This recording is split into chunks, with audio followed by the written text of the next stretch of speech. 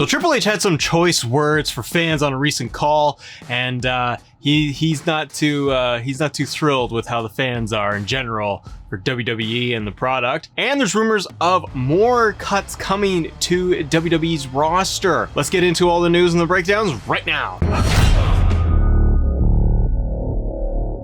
Ladies and gentlemen, welcome to Assemble. I'm Matt. Good to see you. Good to have you here on the show. And today, we're doing a little bit of WWE news coverage because I want to be able to get back in the swing of things when it comes to WWE. And two, I just enjoy talking about it. Three, I want to talk about just Triple H. The Gabe. That's terrible. So ahead of the NXT TakeOver pay-per-view coming up for In Your House, Triple H, Paul Levesque had some choice words to say when he was asked about on a NXT call regarding the fans, how they treat the product, and kind of his overall thoughts on what the problem is with fans nowadays. Triple H had this to say. It's a funny thing to me sometimes that in our business, everybody's so worried about where people are going or going to go or land, or that's terrible, Triple H. How is this thing gonna play out long term in the future?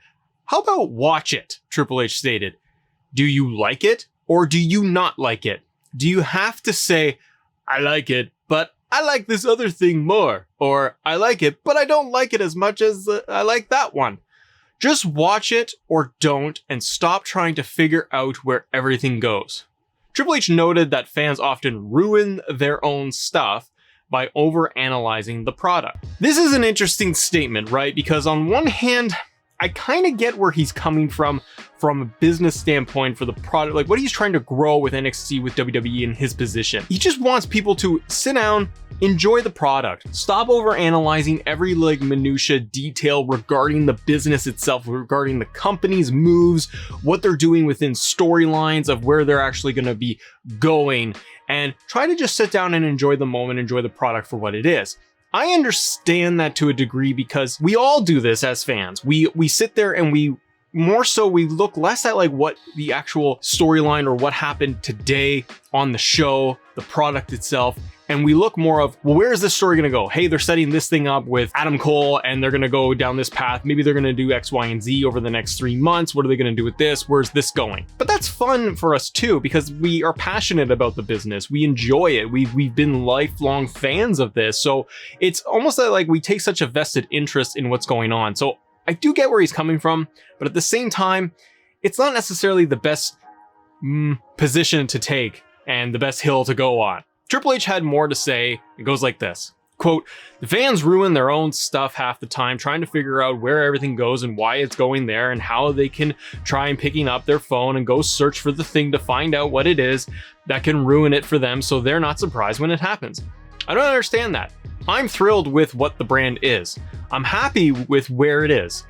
Do I want it to get better? Yes. Do I want it to grow? Yes. Do I want it to expand? Yes. But again, people will take this line, use it out of context. It's a marathon, not a sprint. I'm not here to make a brand that's around for a few years or a few minutes. I want it to be long-term, and how it's going to turn out long-term? It's going to morph and evolve. Triple H had more to say. The article I'm quoting is coming from Wrestling Inc. Go check that out. And again, I understand what he's talking about here, where he's feeling that fans kind of ruin the product for themselves. They don't enjoy just sitting down in the moment and watching and being captivated by what's going on. However, the product is not at its best right now.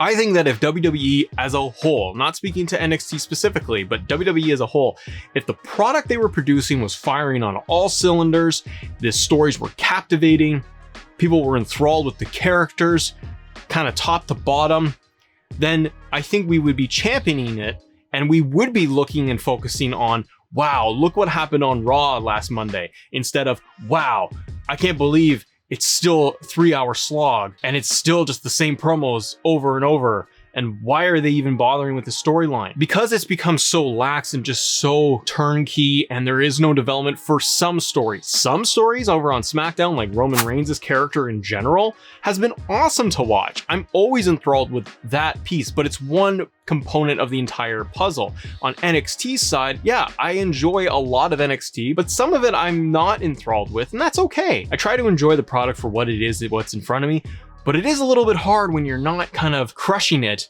every week, especially on your big flagship show like Raw. And it's not about necessarily taking it out of context and that fans take things out of context when they have moves that are made or there's rumors or whatever. We try not to, I think, for the most part. We try to take it at what they're doing and face value as best we can. There's always rumors and speculation, but I think that the fans just care and they're so passionate about it. And I don't know necessarily, and let me know what you all think in the comments below. Let's have a conversation about this. Do you think that Triple H is out of line by speaking to fans in general this way, and that we do ruin things for us? I find it interesting. I can see it on both sides, like I said, but let me know what you think. Do fans kind of ruin the product for themselves? Or do you think it's more of, hey, maybe just make the product that much better and we'll have something really great to say about it? Because what if the product was doing so well and it was just crushing it week over week?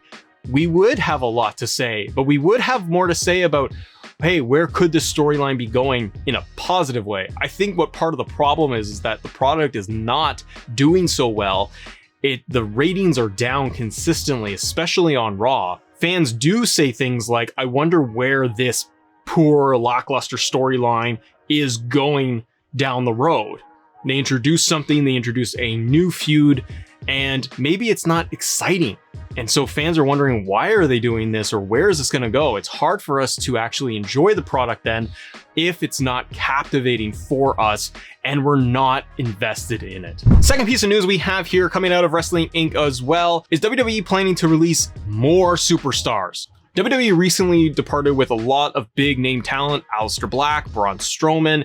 We go back and we have Samoa Joe, Zelina Vega, the Iconics. The list goes on and on. There have been a lot of releases over this past year. There's a change at the very head of WWE, at the very head of the table, not Roman Reigns, but they are looking to do significant amount of cuts, kind of rejuggle the deck a little bit.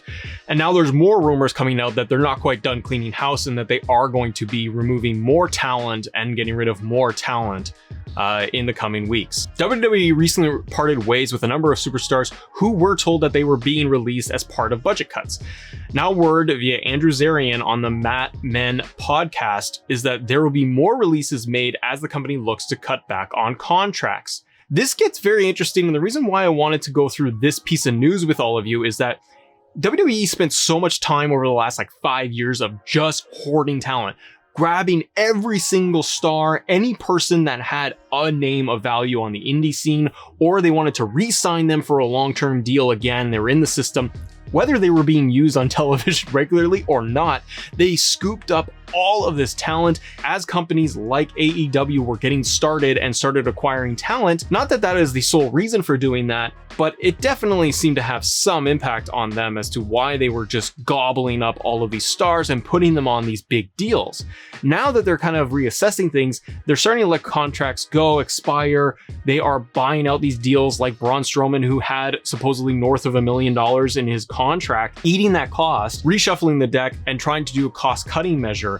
So they're not going to be hoarding as much talent. This is kind of a good thing. While I'm sad that there's going to be more talent released, and talent like Aleister Black were massive for the organization and totally underutilized at every avenue where he sat in a room for a year and a half and then he had an eye patch. Hopefully the positive is that if they are released, they have other avenues and places to go, or they can explore different things. And if they are really wanting to excel as a superstar, as a wrestler, then hopefully they can work on their craft in New Japan and AEW and Impact and be featured regularly on the product versus being just locked up by WWE and put on the shelf and have no interest, but they just don't want you to be able to go anywhere else. So while it's unfortunate that we may see even more contracts be terminated and stars released, hopefully we don't have any huge names that we care about, but I feel like it's going to be that low mid roster shakeup that they do. And then once we've actually gone into, WWE going live again and touring, they're going to want fresh faces, new feuds, and freshen the product up. The whole Thunderdome era, COVID era of WWE is coming to an end. And it does kind of feel like they are at a point where they want to be able to reshuffle, reorganize, put out a draft, and bring in new stars, fresh faces to spark the product again. So hopefully that if anybody that is released finds a better home and they get utilized somewhere else. Ladies and gentlemen, that is the news roundup for WWE today on Assemble. I'm Matt. Thank you so much for joining us. Let me know in the comments below. What do you think of Triple H's comments regarding the fans? And what do you think about WWE possibly releasing even more superstars? Where do you think everything's going to land once we get out of the Thunderdome and start touring live again? Are you excited for a draft shakeup? what else do you think that we're going to get in the news in the coming days? Thank you so much for watching, everybody, and as always, thank you all for assembling with us. See ya!